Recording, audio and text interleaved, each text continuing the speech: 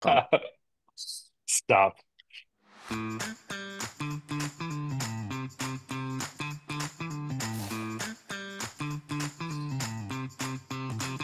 Welcome, ladies and gentlemen, to season 4 of Profit Power Hour. You know, it's 2025, and we are here at Profit Coach, excited to kick off a brand new year of growth and profitability and personal learning in the PM space with all of you. Thanks for joining us live for the kickoff episode of this season's Profit Power Hour. Really excited about the content we have today. I think it's super timely. And I'm also excited about almost all of the panelists. No, I'm excited about all the panelists in the house. Some of our favorite PMs and operators in the space. I think you're going to really benefit. I'm coming to you live from the PM Systems Conference in Las Vegas, Nevada. I don't know. Yeah. I just got that one part mixed up. Las Vegas, Nevada. And if you can't tell, yes, I'm in a hotel room and excited to be able to join you with a fantastic panel for this topic: holistic growth strategies for 2025. And we're talking about 3 PM playbooks for scaling ops plus doors plus revenue. Oftentimes, when we talk about growth, that reduces in our minds to just doors. But there are multiple aspects of growth. There's operations, there's revenue growth, there's door growth. And the most successful companies think about all of these things together. So that's what we're diving into with a fantastic panel. Devin Easterlin, co-owner of SJA Property Management. Devin, thanks for being on the call today. And Mark Brower, owner of Mark Brower Properties. In case you didn't know, Mark Brower started Mark Brower Properties. I don't know if that was intuitive or not, but I just kind of deduced that. He's never told me that. Yeah, got And it. then Ben Sensenbaugh, president of the Realty Medics. And then me, Chief Strategy Officer and Profit Power Hour co-host and author of the NARPM Accounting Standards, author of the PM Operations Standards, and Profit Coach helps entrepreneurs expand their entrepreneurial freedom by building highly profitable, self-managing companies. And there's my cute family, and excited to bring one more into the clan, or as some people are telling me, the herd this year with number 5. So Wow. uh, Brad Johnson is also the co-host here, and one important announcement as we kick off 2025. Brad's going to take over as the primary host of the Profit Power Hour this year. And excited to have Brad's experience as a seasoned PM in the space and now CEO of Profit Coach, leading the charge on this content on a monthly basis. And Brad, you've got a cute picture of your family too. What happened in Wilmington, North Carolina this morning? Danny, that picture is from 2 hours ago. We had the most snow we have had in 25 years, which is a total of like 4 inches. For a lot of you, you will laugh. That's okay, you can laugh. But we had quite the morning. All of my kids had never seen snow before. They didn't know what to do for the first few minutes, but we had a great time. Brad, that's probably more snow than you've had in 25 years combined in Wilmington, North. Actually, I think that might be the case. Yeah. Okay. All right. Well, we have a great agenda of content for you today, but as always, we want to make this content about you. So if you have questions, please drop those into the Q&A box in your webinar panel. And as always, as we begin this year, our purpose with this content is to help you move from operational fog, financial fog, to real crystal clarity on what your specific growth and execution plans are, growth planning and execution plans are this year for 25, and to help you move from just gut-based decision making to actual predictable forecasting and planning. And ultimately, we want you to be able to look back on 2025 as a massive success. So we're trying to lay the foundation for that with today's content. Are you guys ready for a great show? Let's dive in. And I want to just throw up a poll here as we get started. And by the way, I had one thing I wanted to put in chat, which was as you think about 2025, and this can just help everybody get engaged, um, as you think about 2025, what is one thing that you're most excited about? All right, so everybody take a second, jump into chat, make sure you're chatting with everyone, not just the hosts and panelists. I know there's 111 of you guys on the call right now, so please jump into chat. What are you most excited about in 2025? Donnie's excited about AI. Jamie's excited about Apply. JP he's excited about RTO. Apply. Wow, Apply's getting a little love today. And AI going into the year with more crystal clear goals. Thank you, Chapin. Apply also going into new opportunities. Yes, ChatGPT and AI. All right, growing the right way with our first BDM. Mark, more personal and team growth. And Todd, roads are closed here on the south side of Atlanta, Brad. That's what you're excited about. Well, okay. Let's dive in with a poll, and we want to get a couple of contextualizing points of feedback from you all as we start out here. And that is number one, what is your primary growth focus in 2025? Increasing doors under management, optimizing team performance and operations, boosting revenue per unit, or improving the owner and resident experience? And a second question we just threw in here right at the end, how many doors do you have? Under 200, 2 to 400, 4 to 600, 6 to 800, 800 to 1,000, 1,000 plus. Wow, I've actually never seen that well distributed of poll results that are coming in. All right, Brad, over to you as we look at those results. Sure, yeah. Mark, why don't you start? Would love to get a little context on you as well. Tell us a little bit about your business. Hey everybody, Mark Brower from Balmy, Phoenix, Arizona. High is 66. It is sunny here. Sorry to mention that. Yeah, so Mark Brower Properties, super creatively named business as was pointed out, and we've been around for 14 years, and we are at just over 600 doors. Brad, how deep you want me to go? Is that good enough? No, that's great. Yep, you can pass it along. All right, I pass it along. Go to Devin. Go to Yeah. Yeah, Devin Easterlin out of with SJA Property Management, and we are in the Puget Sound area outside of Seattle, over in Redmond. We manage about a little under 1,000 units, and about 90% of those are single-family homes. We recently went from having a large brokerage and a property management company to selling off that brokerage, and now we're transitioning into sole focus on the property management side of things, which is much better. Yeah, so we've been doing it about 15 years, married, two little kids, but I'm actually at my yearly planning with my leadership team right now, so I'm really excited about 2025. Nice. Well, thanks for making time for us during that. I know Yeah. that's not insignificant. Ben, how about you, man? Yeah, Ben Sensenbaugh, the Realty Medics. We're in Central Florida with our home base here in Orlando. We manage about 1,600 doors. We have about 1,000 owners.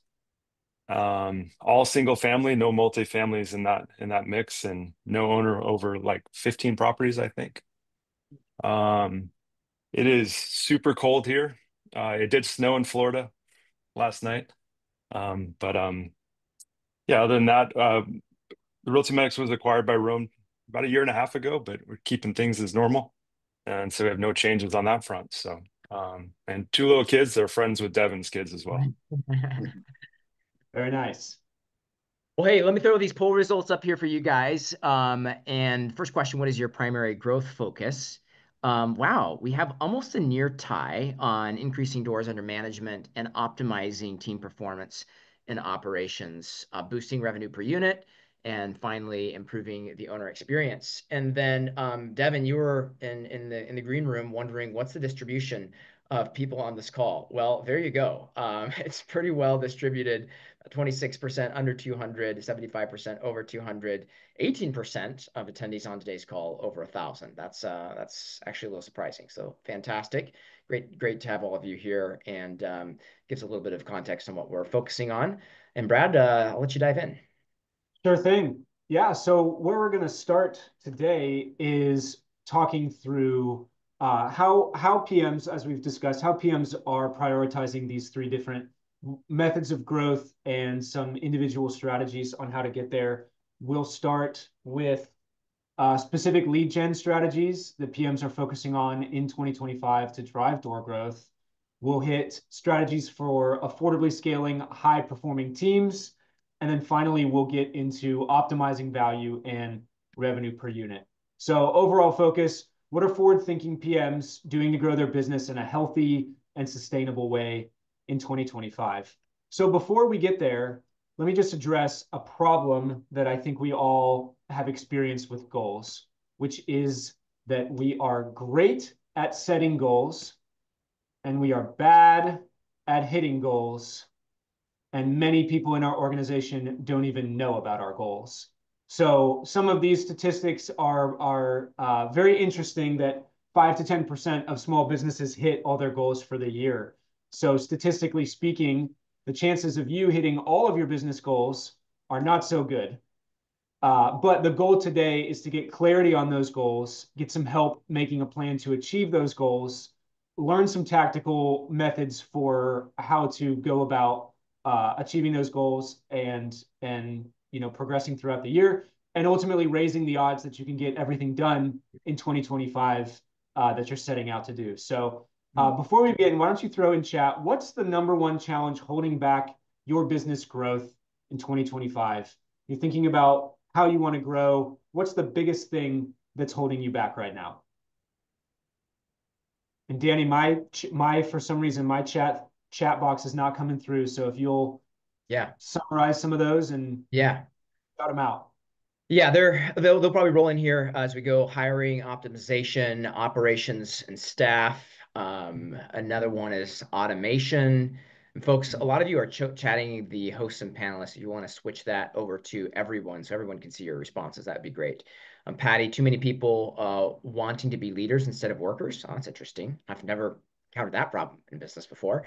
Lead generation, churn, still a good number of sales happening in our market from Todd. Scalability, growing profitability, lead gen, staffing, getting out of my own way. There's some honesty. Lead flow, negative churn, churn. Oh, wow. Okay. Marketing and lead gen. Those are some of the highlights. Yeah, those are great. Let's see if we can address some of those things. Let's start with accelerating unit growth, lead generation, and increasing door count. So first, we are going to, as we begin this segment, a poll for you. Which lead generation strategy have you found most effective in the past? So we'll put that poll up. 4 different responses here. Online marketing, referrals, networking, community involvement, and others. If you've got a different thing that you don't think fits into that bucket, you can throw that in the chat and we'll shout that out as well. So as those are going through, let's start here with Mark. You and I have talked a couple times recently about your ambitions regarding door count growth and where you want to move your company, kind of the 20, 30-year vision that you have, which I love. Talk to me a little bit about what your ambitions are and what you're up to on the door count side. Yeah, so I mean, we're like all of you, we are trading the best hours of our days and the best days of our lives to come together in an office or remote, and it better mean something, right? So for us, having a lofty vision is what drives us giving our all every day, and we want to play a big game. We want to be, I feel like such an imposter. I'm at 600 units. There's so many people who have more units than me, but we have our sights on actually impacting the entire industry in our small way. We want to first get to 40 doors a month closing regularly in 2025. I think we're on our way. And then we want to, by the end of 2026, get to 100 doors closed per month. And we're going to have to expand into other markets to do so. And we're excited about that. Yeah, that's amazing. Let me go ahead and end this poll and throw it up here. Can everybody see this? Which lead generation strategy have you found most effective in the past? Looks like a virtual tie up top between online marketing and referrals from current clients or industry partners. Some of you who have found the most success there in networking. So Mark, Where are you today? How many doors are you closing a month right now? So we should close 20 this month. So our goal is to start the year by closing 20 and end the year by closing 40 in Phoenix. And then we want to open 4 other markets and get up to as quickly as we can 15 per month growth rate in those other 4 markets. So that's our plan of getting to that 100 doors per month. Okay, makes sense. So there's 2 different strategies you're going to have to take, and I'm curious about both, especially for those people who are thinking about expanding into other markets. But first, what's your plan to double your door growth count per month from 20 to 40 in 2025? That's ambitious. You hear a lot of people who can get 15 to 20 doors. 40 is a pretty serious level. What's the playbook there? Yeah, and I saw Todd just posted in the chat. So Todd, we want to go to other markets outside of Arizona. And going outside of Arizona, I think gives us access to more affordable markets potentially, but also helps us leverage our existing 500 plus owners to add to their portfolio. So we want to target markets that have, good growth potential, affordable, newer housing stock, some of these prime markets where people are throwing a lot of investment dollars. So I think that's going to be the priority of our expansion efforts there. Brad, the question again, how are we at 20 or how are we going to get to 40? How are you going to get from 20 to 40? So we focused a lot of our efforts in 2024 on building our operations team. I feel like we did a tremendous job. We moved into a pod setup. We hired better people than we've ever had before. We have better measurements than we've ever had before. Super proud of my operations team driving exceptional service, highly responsive communication, priming or setting expectations of what we're going to deliver and then trying to exceed those expectations. So really feeling confident about operations right now. And that's core, right? Because I feel like you have to be kind of a sociopathic salesperson if you're not keeping your promises to your current clients and you're like, yeah, we're just going to double our sales growth. It's that for me, that came first. And then the other thing we did in 2024 is we got really intentional about our sales script. We not only identified like what our category of one is for Mark Brower properties, how we're completely different. Jerry Garcia, the Grateful Dead, said, "No, we don't want to be the best, man. We want to be the only ones, And I feel like that's what we want to do also. We're the only ones that do what we do and how we articulate that effectively. So we refined our sales script. We have really compelling offer for professional services that we've added as a step in our sales process where we close people on a really compelling offer that really doesn't erode our bottom line. And that's helped us. So now we're focused on, of course, lead gen. And so we want to we're trending between 40 to 60 qualified leads per month, and we want to boost that up to 120. I'm currently recruiting for a director of marketing and putting a lot of resources and attention around that. What are the channels, Mark, that you're that you're targeting for that increased lead growth? Yeah, so the channels we've always kind of grown by we've always had about 30 to 40 leads a month coming in just from referral and organic and good reviews.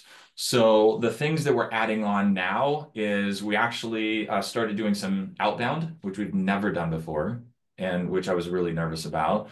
We're doing outbound via text and calls. And then we're also doing some pay-per-click, which we've all tried, and I have the scars to prove that I've lost a lot of money in pay-per-click in the past. But we've got a new provider. We see the cost per click coming down. We started at 500 per lead. Now we're trending down to our 200 per lead. We've only been working with them 60 days, so I think eventually we'll get down to around $100, $150 per lead, and that's okay with me. I want my marketing cost per new client to be 500 or less per new client, and my sales guys can close at 20 to 30%. So those are my targets. Yeah, that's fantastic. And then what about on the market expansion side? You want to move to a new market and generate 15 units per month. How much does your strategy differ from your existing market and how you're trying to grow your doors there in Arizona with the new markets that you plan to enter? Yeah, I should caveat. I should be clear. I am not a marketing genius at all. Like for 14 years, I had this premise that if I just built a great service, people would find out. And so like that it's not working. It's not working as fast as I would want it to. And so Brad, ask the question one more time. I had to give that caveat. Yeah, how much does your lead generation strategy differ in your for the new Oh, markets? Mark Brower. Okay. In Phoenix Yeah. versus expansion. I feel like I was in a mastermind last week and a guy put it I think succinctly. He said there's direct spend, that keeps the leads coming in the door right now, and then there's branding. And he sees direct spend as an expense and branding as an investment. And if branding's done well, that's a whole nother level, I think, is branding. And if branding's done well, your cost per lead on all of your tactics can drop. And so there's a compounding effect with branding. So legging into a new market, we're not going to have brand presence, obviously. So we've got to get good enough at our direct ad spend and at our distinct, unique offer that it's compelling enough where we can close that 15 doors per month and then start leaning into building branding. Awesome. Appreciate that. Devin, what about you? What's going on at SJA as far as unit growth? What are some of your goals for the year, and how do you plan to make that happen?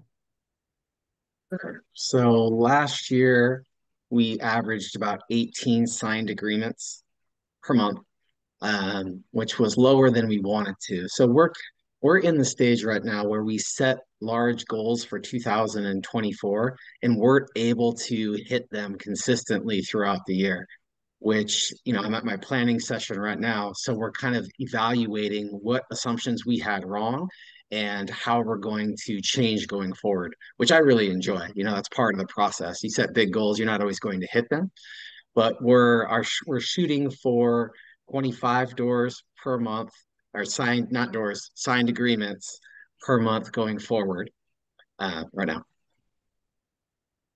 Devin, Good I know deal. you and I have talked quite a bit about your playbook on Mhm. lead gen. Can you just give us a little bit of an overview of like what are the major channels you're focusing on and what are you doing differently?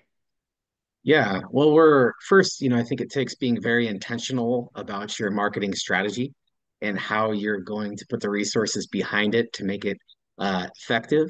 So we've broken it up into several different campaigns for the different ways we're going to bring in lead sources.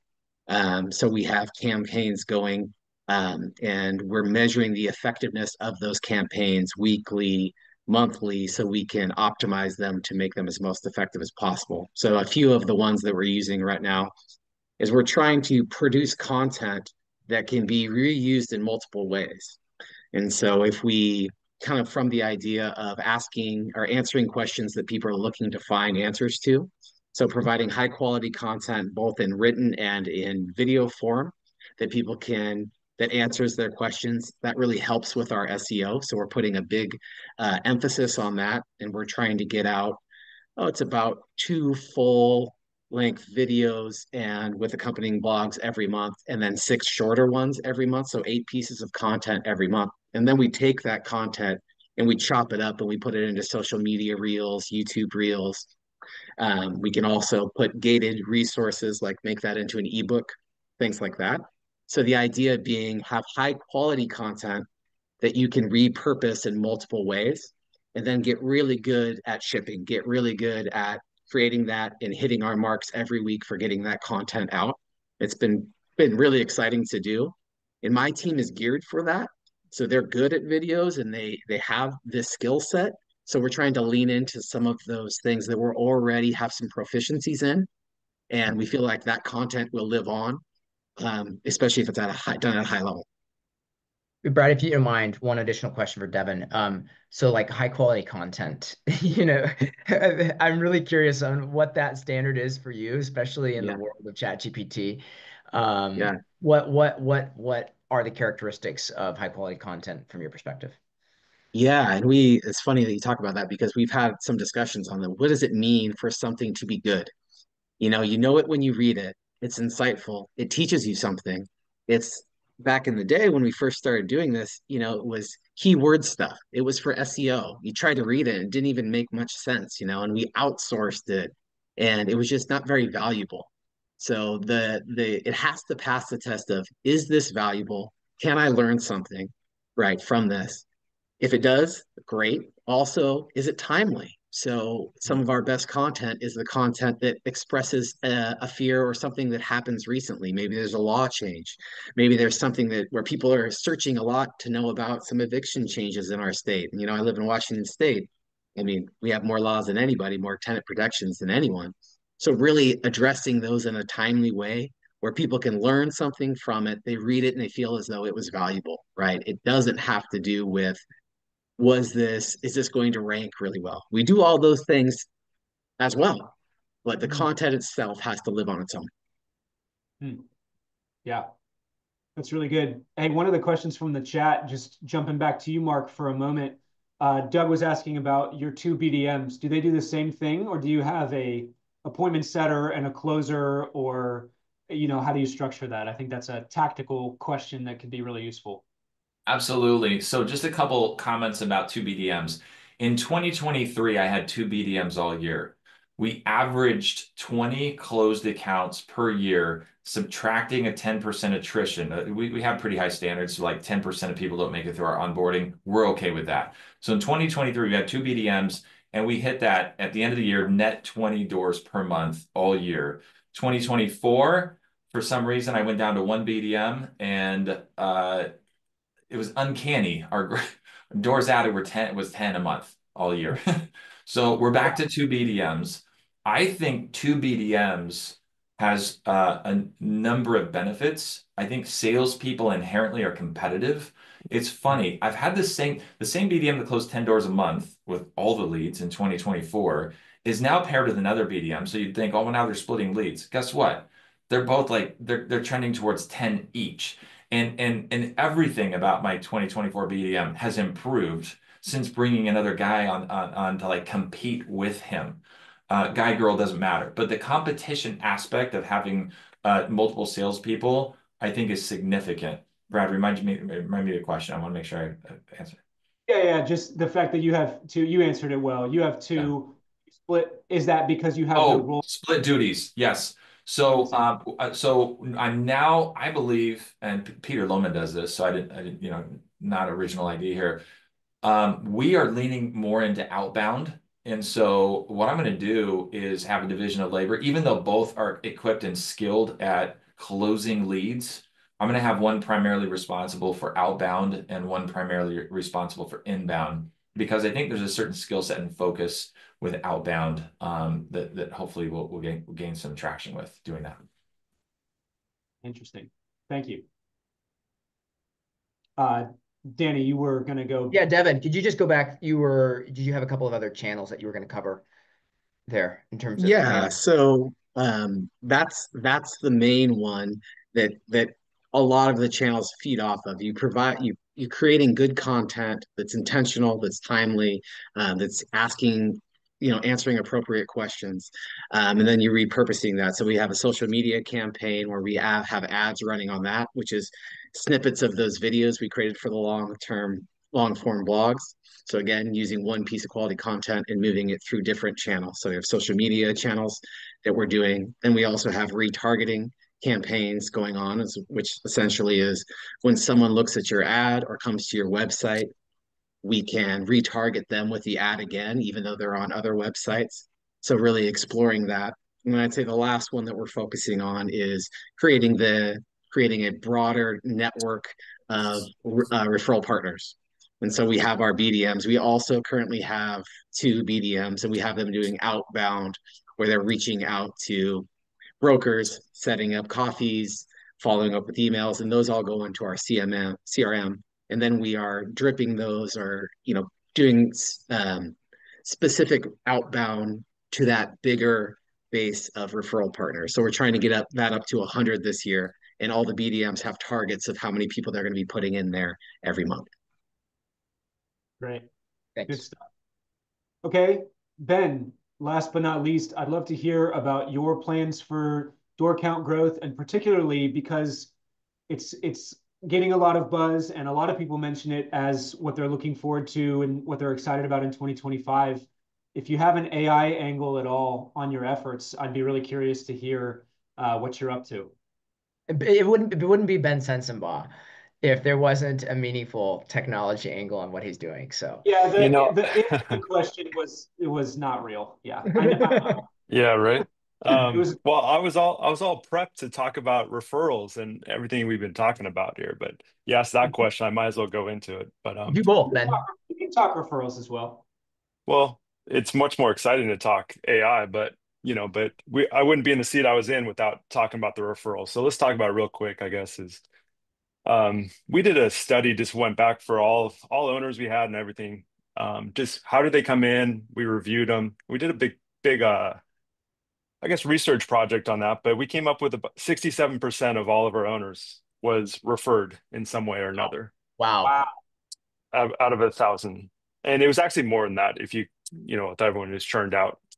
So, and referral means, it's either we sold them a house and so they were referred into us, I guess, or just a brother, sister, I got another door, here you go. So that's a huge part of it. But when we talk about referrals and doing marketing, we have to understand who our owners are. And I think I've mentioned this in the past, but other than we don't ever meet our clients because 75% of them are outside of Florida. And so we survey them. We're constantly talking to them. We're trying to find exactly, being very intentional, exactly what Devin was talking about, but we want to market to them. And what do they want to hear? What do they need to hear?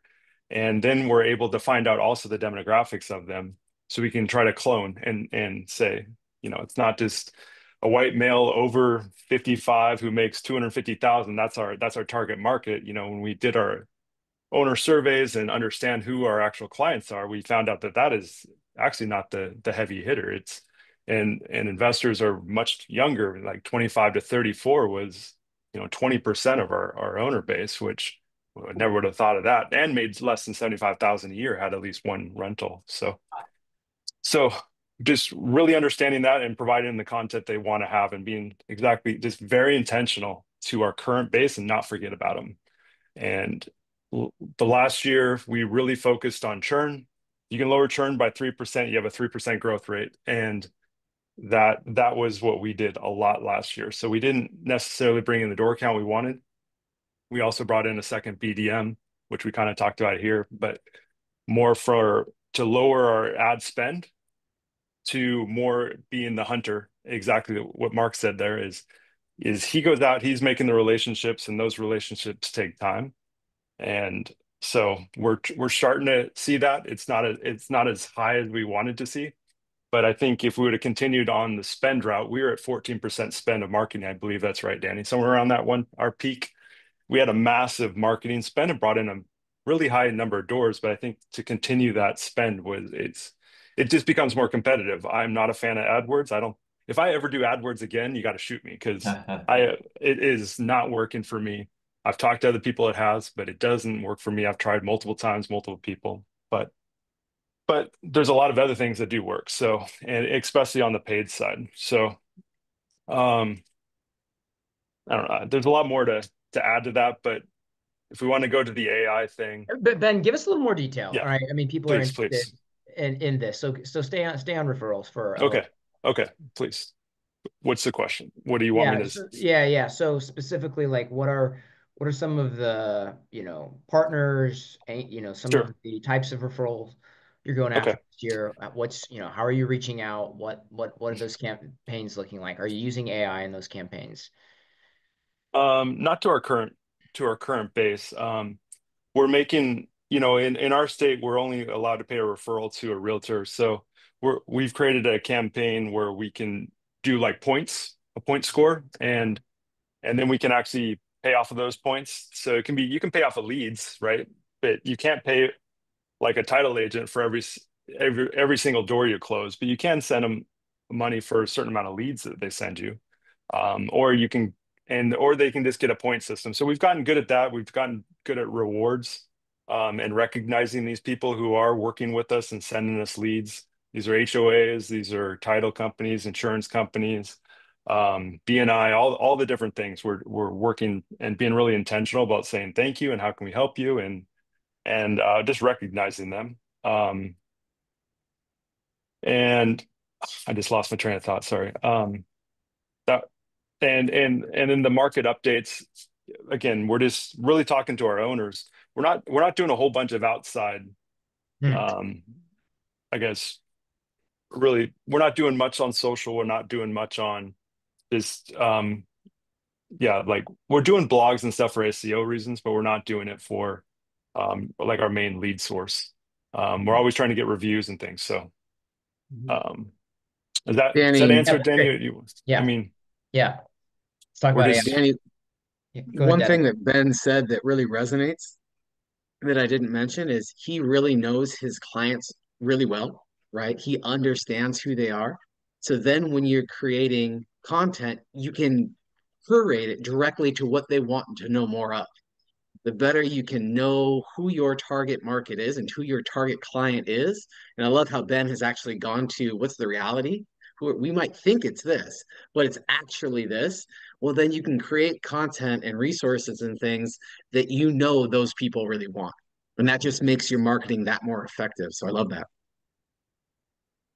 Yeah, yeah, that's great. that was really eye-opening, and it was a little hard to get that survey if you ever do it. It's kind of hard to get Mhm. everyone to participate because they're always asked questions, but we give away a year of free management fees.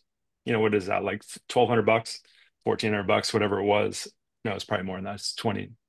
Anyways, about 2,000, but it really did help, and we got about 40% participation. So, but everything we do, we're talking to that. It's just like the the survey that Jordan and Peter Lohman did, right? Now we know exactly what to how to work towards being better at what we do and how many people are using a professional property manager. So, Mhm. Yeah. um, Yeah, tell us a little bit about your technology side of this as well.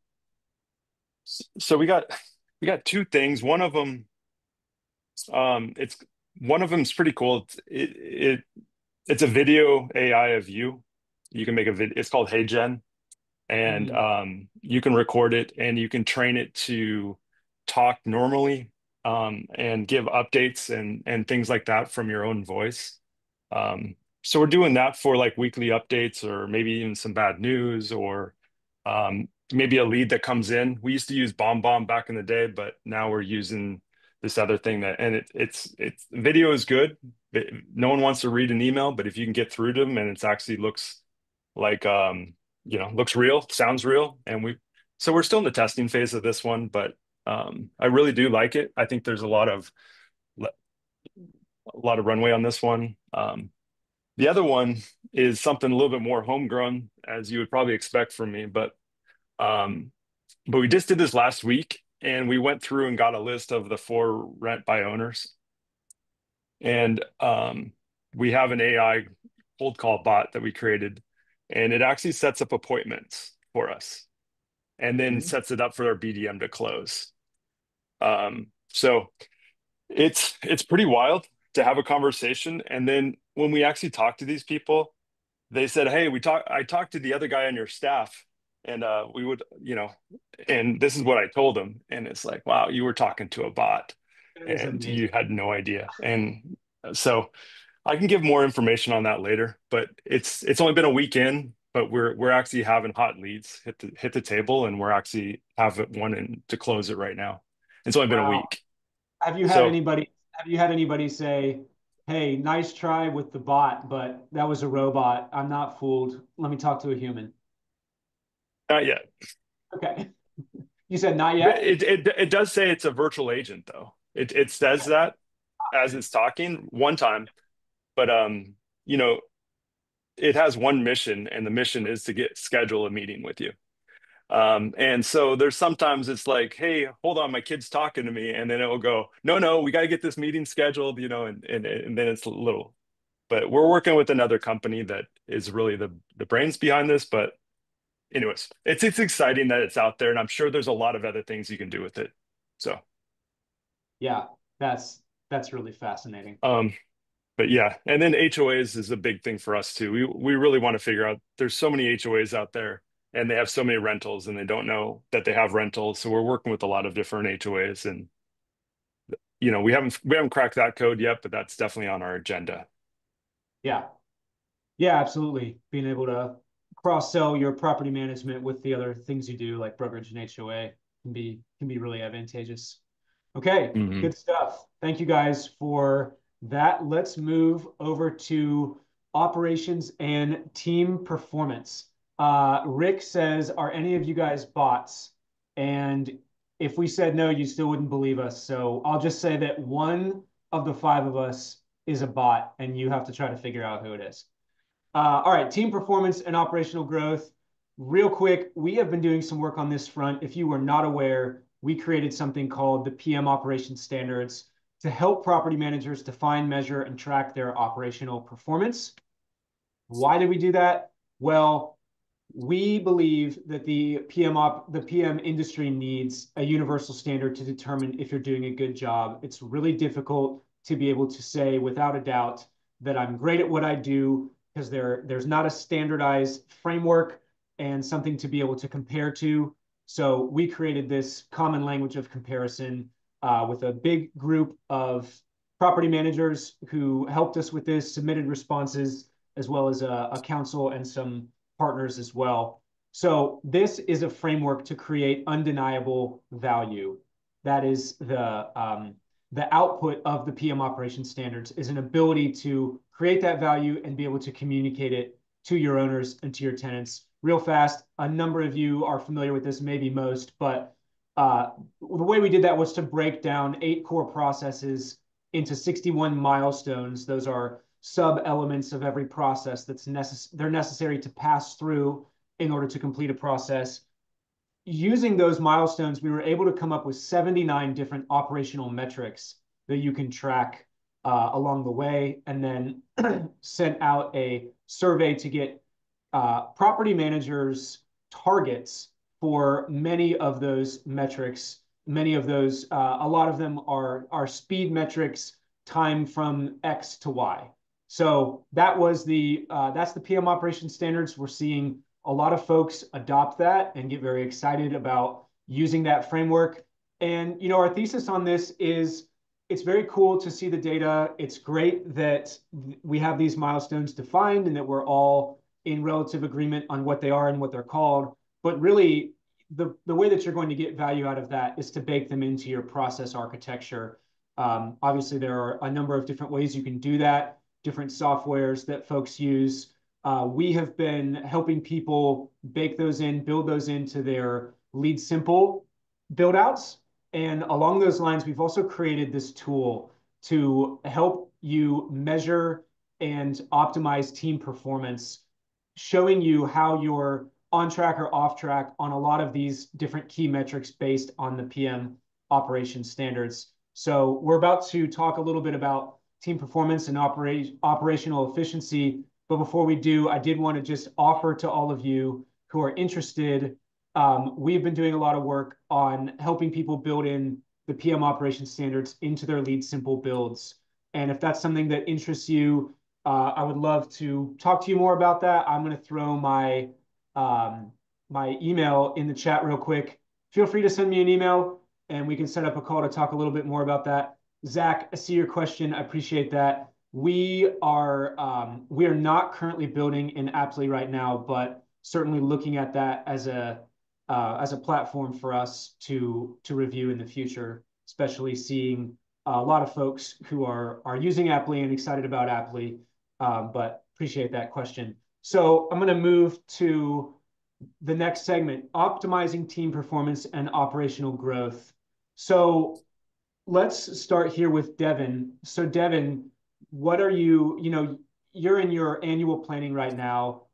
You've got your leadership team. You have a fairly large operational team. How are you assessing performance amongst your team, and what are you doing to drive performance amongst your team, particularly as you seek to understand how they compare both to one another and how they compare to possibly others in the industry. But what are you doing to drive team performance there at SJA? Yeah, I think, it really starts with anything where you have to know where you currently stand. So you have to find a way to measure what you're currently doing, how long things are currently taking, and how effective our team is being. So we're putting a few things in place with that. One thing that I've noticed in the past is it's hard to set standards of where we should be. We're unclear of what our capacity is or how quickly we can do something. And sometimes even with Profit Coach's help of setting benchmarks, our company will be a little bit different. Our company will be a little bit structured differently. So it's not a one-to-one comparison. So what we've started to do is look at our top performers to see what they're able to do in a given day and how long it takes them to do things, and using that as our baseline.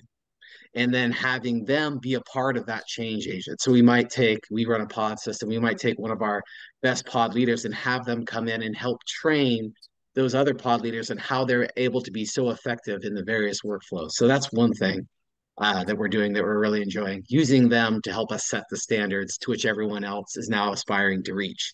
Um, it helps it be more specific to our particular company.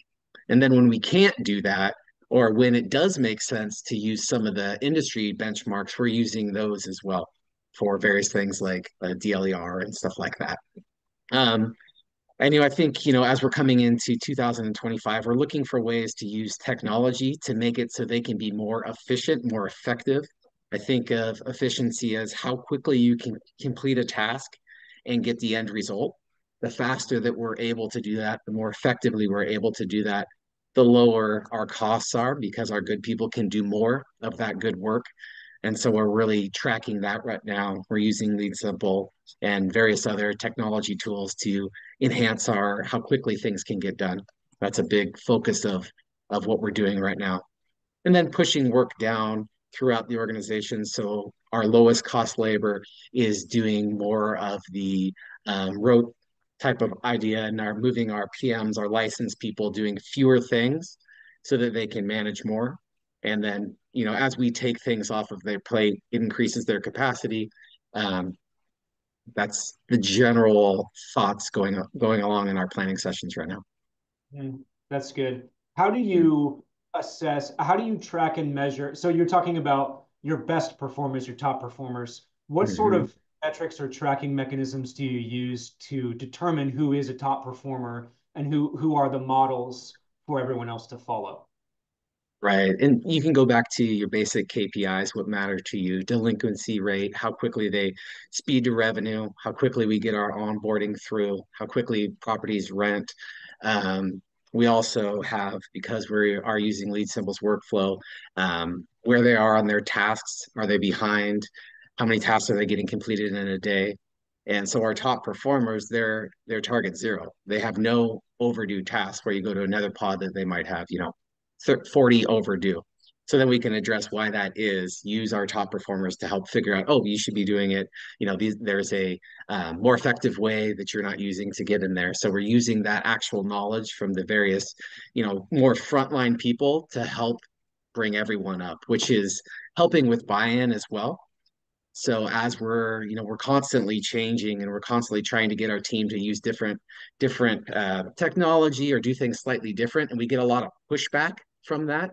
And we found that if we start to get a guiding coalition where we bring some frontline people into those initial conversations, and they're giving ideas and they're helping us create a better way of doing it, they feel more ownership of it. And they're also, the camaraderie they have with people, that other frontline people, helps with buy-in. So a lot of our focus right now is buying into the better way of doing things by getting that guiding coalition like I was talking about. Yeah. Yeah, it's great. Mark, how about you? What are you doing to optimize team performance, and how are you thinking through this? To optimize team performance, I am cheering on my senior operations manager and meeting with him weekly. He's doing a fantastic job. But I think the knowledge I have about it, a little bit more granular than that is we are measuring what matters. Peter Drucker, what gets measured gets managed. And so one thing that I think I mentioned a little bit earlier, but I'll go into a little bit more detail on. I think a friend of mine that owns a property management company in my market said, we're playing a game, and there's one rule: if they call us first, we lose. And so to me, what that means is if am I going to take extreme ownership and own the outcome of the client experience, I'm going to dare to believe that since they're getting all their information from us, if we're not correctly framing it or understanding their need for more information, or if we're allowing these concerns to develop where people feel like they're so stressed that they have to pick up the phone and call us, then that if we see that as a failure, man, are we really leaning into that opportunity for growth and transformation that could hopefully eliminate those completely. So we started last year with, hey, we want to answer 98% of calls live within 12 seconds. And then the 2% that we miss need to be called back in under 5 minutes during business hours. So once we started measuring that and we put someone on that was just really tenacious, and we gave the support needed to make that happen, that was a huge checkbox that got checked in my head. And now the next level that we're going for is, how do we reduce, and now we're measuring inbound calls from owners, period. Like, how do we reduce inbound calls from owners? Because that shows us that we're doing a better job anticipating, being proactive, having better expectations set, better anticipatory communication, better understanding of between property manager and their individual owners. So that's where we're going next. Yeah, that's great. What are oh shoot, I just had a question for you and it's totally escaped my brain. Danny, you had something on your mind. Yeah, Ben, I had a question for you. I know over the last year or a couple of years, in terms of scaling your operation, you've been, moving, even more atomized in terms of your assignments from, departmental to very specific role-based assignments. Can you just give us an update on how that's working for you? What 2025 looks like for you in terms of your approach to scaling your team, where you're staffing from, and how you're breaking down the work. Sure. So yeah, we definitely simplified, and instead of having a pod or having a property manager, we got it down to one specific role, like renewals. And we have one, in our case, we actually have two renewal people. I think we only need one, but we have renewals, and then we have a set expectations for that. Like, you have to hit 72% of renewals, and then these are the other timelines. Like, you can't have anything under 40 days of lease expiration, and we measure those and we talk about them. And everything else past that is this kind of minutia, as long as these top items are done. And we do that for every single position. So we have like a high priority person, someone who works with just HOAs or code violations, or maybe someone who's lost air conditioning in the middle of the summer. This one person just ensures that this one thing gets done. And we kind of broke that up throughout the whole company, and simplifying it like that. And also, every one of those jobs is remote now.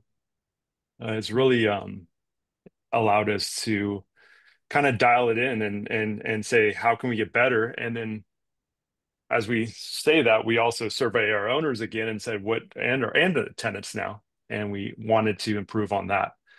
So sometimes we get like, hey, we can't get a hold of somebody. So I know some of what we created a call center, and now we answer 99% of the calls for 12 hours of the day. And we also do what Mark said is, and those calls are not going to anybody in particular. So you have completely fractionalized the owner and PM contact. Yeah, dude, that's gone. Because if you call up your cell phone company, you don't want to talk to Danny, you want an answer. And we agree, if you call us up and you're an owner, that we missed something, and we're going to track that. But we also just need to solve the problem. And as long as we have 5 agents, and as long as they can answer and not transfer that call and get that owner a satisfactory answer, then we don't need to have anyone with the knowledge. No one should have it in their head. It should always be written down. And so that's the philosophy on, property managers doing a really good job. They're renewing all these things, but then they get a phone call, an owner yells at them. They have to go solve this problem, and now they can't renew all of the renewals that were sitting on their desk for the rest of the day. So the stopping and starting thing is really was challenging. So we took away all of the stops and say, you just renew, you just do this, you just answer calls, or you do inboxes. So we have a shared inbox as well. So all of that has been easy to train with competent people, and it's really worked well. Our NPS score has gone up tremendously over time. Hmm. To back to our pre-COVID days, which was all in office people at that time too, all US based. So we did take a dip there for a while, but I think there's a lot of reasons for that dip, and most of it was just scaling the operations. Yeah, So Great. Thanks, Ben. that's really helpful. Thank you. All right, we're going to move to our third section as we're getting close to time here, which is optimizing value and revenue per unit. Very quickly, refresh on RPU, bird's eye view to the financial health of your business, as determined by how effectively your company generates revenue, the effectiveness of revenue, not just revenue for the sake of it. Increasing RPU will usually make a pretty big impact to your profit per unit, can make a massive impact to your profit per unit, and give you a greater financial reward for each door under management. So that if your eye is only on the ball of top line numbers, you very often find yourself doing this sort of math when you don't actually make any more money, put more money in your pocket. One of the things that we've done that I think is really helpful to assist with that is the National PM Pricing Report to show you how 10 top revenue drivers in detail and summarize more than 20 top fees and how they can contribute to your overall RPU. We will send this to everyone on this call. And as a means of facilitating that conversation, we would love to schedule a meeting with you to jumpstart your data-driven growth planning and execution for 2025. This is something that we do here at Profit Coach, one of our main focus areas. And on this call, we will help you gain insights into how your performance measures up, kind of like what Devin was saying earlier. You kind of have to start by understanding where you stand. Where do you stand in relation to industry benchmarks? That can help you uncover your true profit potential, and we want to help you create an action plan to achieve your 2025 business goals with focus and accountability. Like I said, ahead of that call, and happy to send it to everyone on the call, we will give you access to this great data from the PM Repricing Report. There's a poll up. If you'd like to schedule that call with us, please just respond, yes, let's get it scheduled. We will get a record of that, and we will reach out to you and schedule that. And we look forward to having those conversations with you and hope that they provide a lot of value and benefit to you. All right, so let's go to our last subject, which is optimizing value and revenue per unit. Let's see, Ben, I will start with you on this one since I've started with the other two on the first two topics. So how are you looking to drive revenue this year at RealtyMedics? we have a couple of RPU goals that's just going to move the needle a little bit. They're not heavy lifts. We got internet that we're going to try to provide to all of the tenants, and do the resale. And then we negotiated a lower rate on our renters insurance. So those are two of the little things we're going to kind of improve on our RPU. Optimizing value, that's the hardest thing, to show an owner the value of what we do. So we're just going to, is that what you mean by value, optimizing value? Or is that value to me as the owner or prior owner? Yeah, we really want to just show the owners, like, this is how many calls we took for you. This is how many emails we did for you. This is the amount, this is everything we did. So, and providing that to them is hard to do, but hopefully in those weekly updates and these other dashboards we got for them, they can see that we're actually working for their money and not collecting rent only. Yeah. That's huge. I mean, in the conversation around how do we create more value, the first thing that often comes to our minds is how do we do more stuff? But I still firmly believe that communication is one of the biggest bottlenecks to value creation, is actually helping these owners and residents understand what we're doing for them. It's great point. Yeah, good deal. Mark, would love to hear, especially on that last topic. I know you're quite passionate about this subject of being able to drive revenue for your business that is provable and valuable to your owners and tenants, and being able to communicate that. So what is your strategy there for growing your revenue in, let's call it a responsible, value-driven way?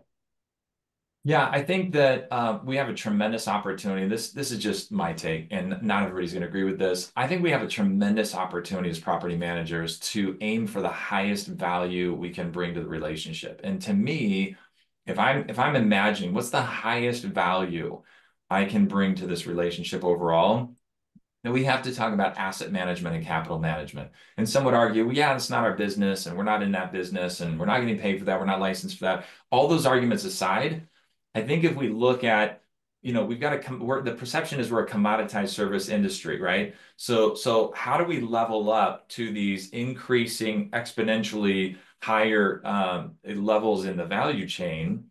And I think if you are developing the routines of looking at your client and knowing that we have unsophisticated, inexperienced, highly emotional owners, that most of them don't have other business experience, business ownership experience, and they're engaged as a business owner and we're their business manager. So number one, it's knowing that relationship for what it is and addressing it for what it is and taking that person by the hand and helping them think like a more sophisticated, experienced business owner and level up their mindset over time. I think that's a huge value add. People don't see that value and they don't want to pay for that value necessarily, but it's a huge part of what we do to create value. So we lower the bar of stress of staying in this the fastest, wealth building asset class that the masses have access to. It's a decades game, not a years game. And if we can guide them by the hand and help them experience that transformation, that's tremendous value. And then inherently, kind of in their gut, they'll feel that over time. And if our fees go up or we add other services that we charge for, then they'll readily accept those. I think the other thing is this asset management, capital management. If we zoom out once or twice or three times a year and we say, hey, is the capital stuck in this asset really blessing you and your family like it should? And we take a critical view of that. I think most of the time when people are upset, if you've got a really good property management company, most of the time when our clients are upset, it's because of poor performance of the asset. So how do we get in front of that, proactively show them that, hey, your asset's underperforming. I noticed it before you did. I'm in front of that. I want to see this trend up in the next 3 to 6 months, or I'm going to be recommending that we trade into a different asset class that's lower stress and higher performance for you. Man, that's powerful. And then you can make those commissions like $10,000 to $15,000 commissions per transaction. If then ethically, I'm not just trying to convince everybody to sell, just to line my pockets, but if we do that ethically, that's a tremendous profitability boost. Sure. Yeah.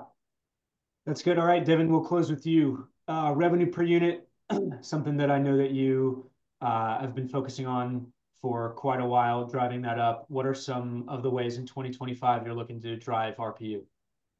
Yeah, I think I'll take a slightly different angle and kind of bring it back to who we're targeting. So in our marketing. So why don't we focus on the most profitable accounts and targeting those most profitable accounts? So getting clarity as to who those accounts are, what accounts are very profitable to us, which accounts can we really exceed expectations on, and then targeting our market to appeal to those types and providing huge benefit for those types and kind of going small to get big. I think that's something in the past I've struggled with. I want to be all things to all people, but not all accounts are created equal. And some accounts I know my team can knock out of the park and they're super profitable. So aligning marketing and sales to be really, really laser targeted on those. That's what I'd like to see in 2025. Yeah, that's really good. So driving up revenue per unit by focusing on bringing in the highest quality units where you can deliver the most value and therefore monetize the most value. That's definitely going to drive your RPU through the roof. That's great. Appreciate that share. Okay. Well, thank you, everybody. Agenda we went through: lead generation and optimizing value, revenue per unit, scaling high performing teams. Thank you guys so much. Thank you especially to our panelists today for your participation. Thank you to everyone who came. And up next, we will be meeting again Wednesday, February 26th at noon Central Time. Danny was live today from the Systems Conference, and I will be live from the North Carolina NORPM Conference next time. So we're going to keep taking Profit Power Hour show on the road. Thank you all for for joining us today, and we look forward to seeing you next time. Sounds good. Take care, everybody. Take care. Bye. Stay warm. Mm.